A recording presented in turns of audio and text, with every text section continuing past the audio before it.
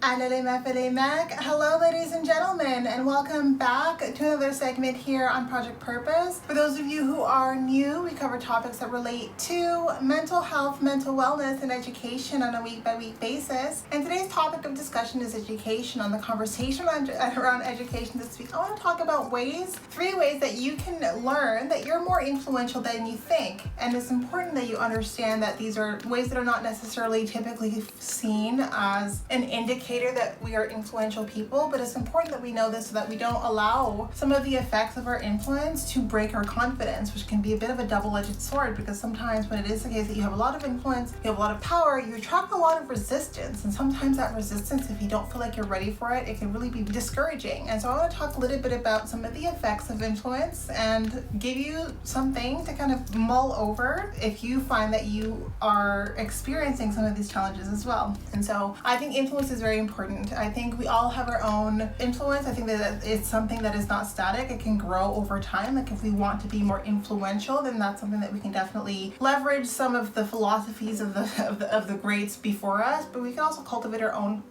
philosophies around influence. I mean, there are some rules that I think that are definitely tried and true, but influence is something that we all kind of have our own spin on. We have our own flavor on influence, but influence doesn't always translate the way we think. Sometimes we think influence, we think popularity, and they're very different, right? Because popularity is typically based on how many people find you appealing, want to like you, want to be liked by you, but you're generally very digestible. Like most people adore you. And so because of that adoration, because of that positive energy and that positive attention, like it can create a faction of individuals who dislike you. That's only envy and jealousy because they can't be you. And one of the things about influence, the biggest indicator of influence that you'll have is one of those negative elements, which is envy and jealousy. So if you find that you're constantly on the receiving end of envy and jealousy, it is because you are influential. And this is even if you're not trying to be influential, if you're just kind of living your own life, like on your own track, doing your own thing. But if you attract attention, like if people are curious to see what you're doing, how you're doing it, what time you're doing it, sometimes for those people who are super keen, then that makes you influential, right? So I don't know if it's necessarily what it is that you're doing specifically, but it's just the way about you. And if there's a way about you that influences people to want to behave like you, to want to be like you, to want to engage or interact with you, if they kind of put you in a different light, it doesn't necessarily need to be on a pedestal, but they hold you to a different standard, then that's an indication of influence. But what happens when so many people have positive things to say about you is it creates friction. It creates hatred in people who want that kind of attention but can't find a way to get it themselves. So there's a lot of people who crave influence, who want to have more influence than they currently have, but because they go about it the wrong way, they don't get it. Because influence isn't something that I think that you can chase. Influence is something that you attract based on the energy that you put out in the world and into the ether. And I think that it's really important to recognize that a lot of people who chase influence are going to be really very envious of people who attract influence. And if you're someone who attracts influence, you're going to attract the attention of people who have been chasing influence probably their whole lives, and then deal with a lot of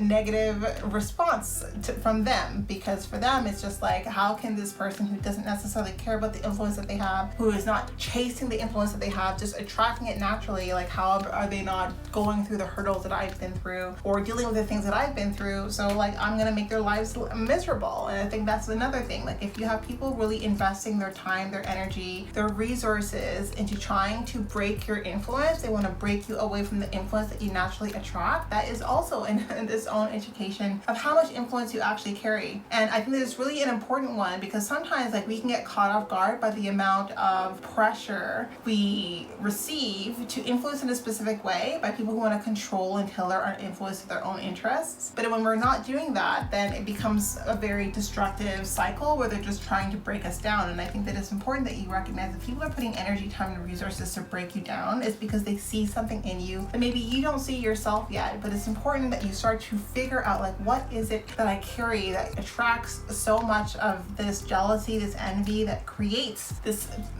faction of individuals who are campaigning, who are, doing everything they can to make your life miserable simply because they don't reflect the same influence that you have. I think it's just par for the course. It's something that you have to develop thick skin for. It's much more deep than trolling or people who have hateful comments to say. It's really people anchoring their time and energy into trying to break you down. So I mean, it's going to help you develop tough skin. You're going to see these types of traps and these signals from a long way off once you've experienced them long enough. They're just an indication that you're on the path of greatness. Like you're are influential, and you should think about like what can you do with that influence that's going to have a positive impact on the world around you, because what is the point of this human experience if not to create positive impact? Now another indicator that you have great influence is that you're not necessarily treated the same. And so in my whole life I've always been treated just a little bit differently, which can in and of itself attract its own level of jealousy and envy, but you're just treated differently because you show up differently. And so there's a whole chicken versus egg debate around like, do people react the way they do around you because of how you are and how you show up, or is how you are and how you show up and how you're showing up influencing the way people interact with you? And when you're very young, and if at the time you're very young where you're not super aware or conscious of how your behaviors are influencing the behaviors of others, and you see that others are still making the choice to engage with you very differently, then it becomes a bit of a nature thing, right? But not just your nature, but your interaction with the nature of other people. It's like, and I think that then kind of builds into a dynamic that people can definitely see. People see when you're treated differently or when you're kind of held apart, but it's not because you're better than anyone. It's because there's just something different that needs to be handled with a little bit more care. So I've mentioned before that I'm a highly sensitive person. I think people have recognized that sensitivity in me at a very young age, and I've been lucky in that while I did have people who had really tried to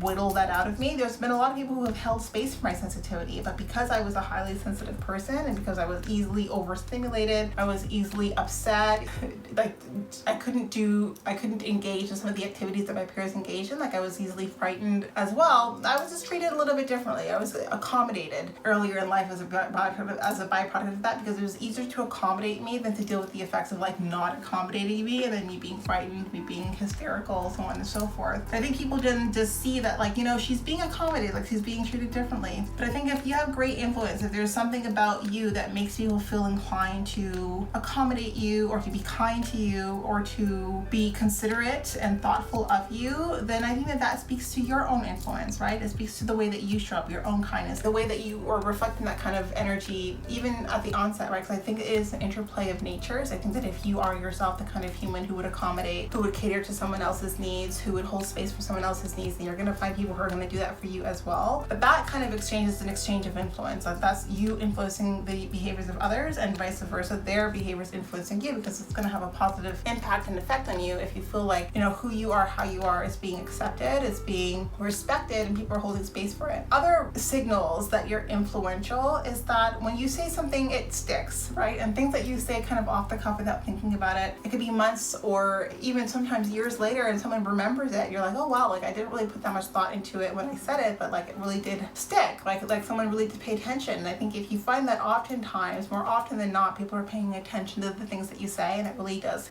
stay with them. Like it holds weight and it shifts and changes their thinking around things. Like you find that you're influential in how you impact the decision making of others, and you're a human being who carries a lot of influence. So I want to talk a little bit about it, because influence is a bit of a double-edged sword. Like it's great to be the kind of person that other people kind of look up to or look to when they need advice or support, or to have just kind of a sense of direction, but it can also be a bit of a struggle when you're dealing also with some of the envy, the jealousy, the friction that comes with that kind of influence. But I think that it's important that if you have a voice that carries weight and you're using that voice for the greater good, then it comes, and you take the good with the bad, right? It comes with its own challenges, but you develop the strengths, the competencies, the skills to deal with those challenges, and you push forward and you push onward. So I want to come here and have that conversation on influence. I think it's a really important conversation to have. I think all of us need to be more cognizant of the influence we carry, and sometimes if it is the case you're going through difficulties, if we're having challenges in the way that we interact and engage with people, we find that we're falling into the same cycles of building friendships that then turned ugly because of envy and jealousy. It could just be that you're influential, and that just means that you need to be more cognizant about the people that you align to. You want to align with people who feel confident in their own level of influence themselves, so that you can create community with like-minded individuals striving to create impact and change in this world. So that's what I want to come here and talk about, some food for thought for you. If I have piqued your interest, and we do host live events at least twice a month, every month for the foreseeable future on our website, so definitely be sure to check those out. Now these events are paid events, so if you do see yourself participating in our community on an ongoing basis, and I do suggest that you take a look at one of our package plans. Yes, we do offer package plans over and above our live events, as well as access to webinars and workshops largely focused on self-mastery over and above these events. So check it out, be part of our Game Changer community. We also do host parent-child workshops with a focus on cultivating leadership as